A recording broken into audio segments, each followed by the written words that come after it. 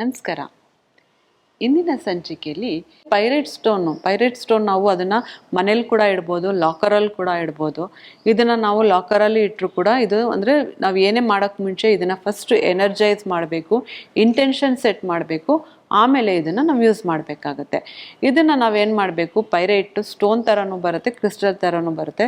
Stone ಥರ ಇರೋದನ್ನ ನೀವು ಲಾಕರು, ಬ್ಯಾಂಕ್ ಲಾಕರ್ಸು ಅಥವಾ ಮನೇಲಿ ಲಾಕರಲ್ಲಿ ಇದನ್ನು ನೀವು ಯಾವಾಗಲಾದರೂ ಲಕ್ಷ್ಮೀ ಪೂಜೆ ಆ ಥರ ಮಾಡಿದಾಗ ಇದಕ್ಕೂ ಕೂಡ ಅರ್ಚನೆ ಮಾಡಿ ಇದನ್ನು ಎನರ್ಜೈಸ್ ಮಾಡಿ ನೀವು ಲಾಕರಲ್ಲಿ ಇಡ್ಬೋದು. ಇಲ್ಲ ಎನರ್ಜೈಸ್ ಆಗಿರೋದು ನಮಗೆ ಕ್ರಿಸ್ಟಲ್ಸ್ ಬೇಕು ಅಂತಂದರೆ ನಮ್ಮನ್ನು ಸಂಪರ್ಕಿಸಿದ್ರೆ ನಾವು ಇದನ್ನು ಒಂದು ಎನರ್ಜೈಸ್ಡ್ ಕ್ರಿಸ್ಟಲ್ಸ್ ಕ್ಲೆನ್ಸ್ ಮಾಡಿ ಮತ್ತು ಇದನ್ನು ಹೀಲಿಂಗ್ ಪ್ರೋಸೆಸ್ ಮಾಡಿ ಇದಕ್ಕೆ ಕೆಲವು ಪ್ರೋಸೆಸ್ಗಳಿರುತ್ತೆ.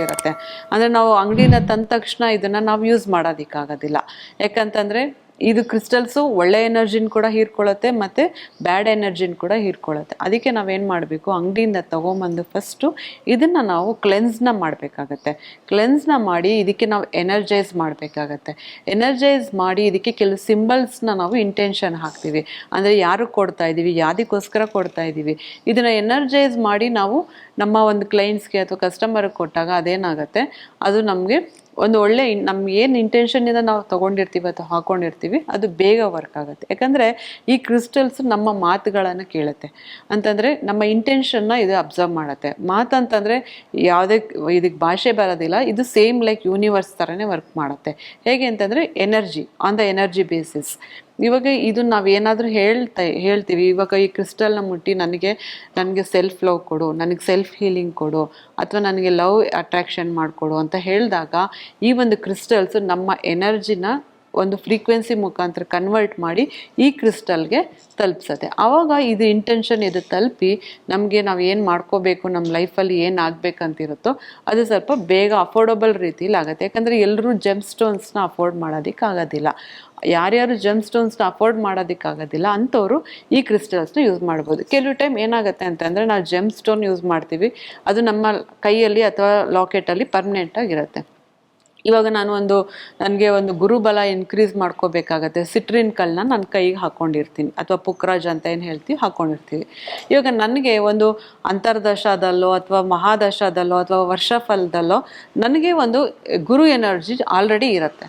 ಅದ್ರ ಮೇಲೆ ನಾನು ಗುರು ಎನರ್ಜಿನ ಮತ್ತಷ್ಟು ಹಾಕ್ಕೊಂಡಾಗ ನನಗೇನಾಗತ್ತೆ, ಈಗೋ ಜಾಸ್ತಿ ಆಗುತ್ತೆ, ಅಥವಾ ನಾನು ಅನ್ನೋ ಅಹಂ ಬಂದ್ಬಿಡತ್ತೆ, ಅಥವಾ ತುಂಬ ನಾಲೆಡ್ಜ್ ನನ್ನ ತಲೆಯಲ್ಲಿ ನಾನು ತುಂಬ ವಿದ್ಯಾವಂತ ಬುದ್ಧಿವಂತ, ನನ್ನನ್ನು ಸೋಲ್ಸೋರು ಯಾರೂ ಇಲ್ಲ, ಈ ಥರ ಎಲ್ಲ ದುರಂಕಾರಗಳಂದರೆ ನಮ್ಮ ಒಂದು ಏನು ಎನರ್ಜಿ ಇರುತ್ತೆ ಆಟ್ರಿಬ್ಯೂಟ್ ಆಗಿಬಿಡುತ್ತೆ. ಆದರೆ ನಾವು ಈ ಕ್ರಿಸ್ಟಲ್ಸ್ನ ಯೂಸ್ ಮಾಡೋದ್ರಿಂದ ನನಗೆ ಸದ್ಯಕ್ಕೆ ನನಗಿವಾಗ ಪ್ರೊಟೆಕ್ಷನ್ ಬೇಡ, I am okay, I am all right ಅಂತ ಅಂದಾಗ ಈ ಒಂದು ಕ್ರಿಸ್ಟಲ್ಸ್ನ ತೆಗೆದಿಡ್ಬೋದು.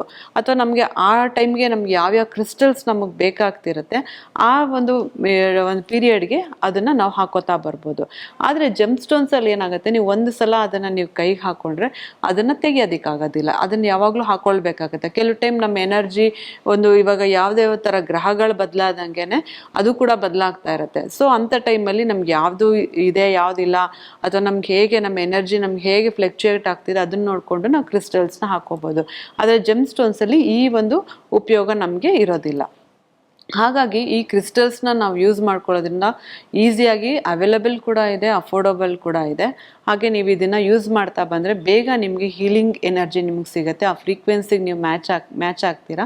ಹಾಗೆ ನಿಮ್ಮ ಜೀವನದಲ್ಲಿ ನೀವು ಏನೇನು ಬೇಕಂತ ಹೇಳ್ತಿದ್ದೀರಾ, ಸ್ಟೆಬಿಲಿಟಿ ಇರ್ಬೋದು, ಗ್ರೋತ್ ಇರ್ಬೋದು, ರಿಲೇಷನ್ಶಿಪ್ ಇರ್ಬೋದು, ಕಾಂಪಿಟಬಿಲಿಟಿ ಇರ್ಬೋದು, ಅಥವಾ ಮನಿ ಅಟ್ರಾಕ್ಷನ್ ಇರ್ಬೋದು, ಅಥವಾ ವೆಲ್ತ್ ಅಟ್ರಾಕ್ಷನ್ ಇರ್ಬೋದು, ಅಥವಾ ಹೆಲ್ತ್ ಅಟ್ರಾಕ್ಷನ್. ಕೆಲವರು ಕೂಡ ಇದನ್ನು ಹಾಕೊಂಡು ಎಷ್ಟೋ ಜನಕ್ಕೆ ಒಂದು ಮೂನ್ ಸ್ಟೋನಿಂದ ತುಂಬ ಅವ್ರಿಗೆ ಎಮೋಷನಲ್ ಬ್ಯಾಲೆನ್ಸ್ ಆಗಿದೆ, ಮತ್ತು ಅವ್ರಿಗೇನು ಅಂತಂದರೆ ಒಂದು ಶುಗರ್ ಕೂಡ ಕಂಟ್ರೋಲಿಗೆ ಬಂದಿದೆ ಎಷ್ಟೋ ಜನಕ್ಕೆ. ಯಾಕಂದರೆ ನಮ್ಗೆ ಯಾವಾಗ ಸ್ಟ್ರೆಸ್ ಲೆವೆಲ್ ಕಡಿಮೆ ಆಗ್ತಾ ಹೋಗುತ್ತೆ, ಡಯಾಬಿಟಿಕ್, BP ಇದೆಲ್ಲ ನಮಗೆ ರೆಗ್ಯುಲೇಟ್ ಆಗ್ತಾ ಹೋಗುತ್ತೆ. ಸೊ ನೋಡಿದ್ರಲ್ಲ, ಇಂದಿನ ಸಂಚಿಕೆಯಲ್ಲಿ ಎಷ್ಟೆಲ್ಲ ನಾವು ಕ್ರಿಸ್ಟಲ್ಸ್ ಬಗ್ಗೆ ಮಾಹಿತಿ ತಿಳ್ಕೊಂಡ್ವಿ. ಮುಂದಿನ ಸಂಚಿಕೆಯಲ್ಲಿ ಮತ್ತಷ್ಟು ಮಾಹಿತಿಗಳೊಂದಿಗೆ ನಿಮ್ಮ ಮುಂದೆ ಬರ್ತೇನೆ. ನಮಸ್ಕಾರ.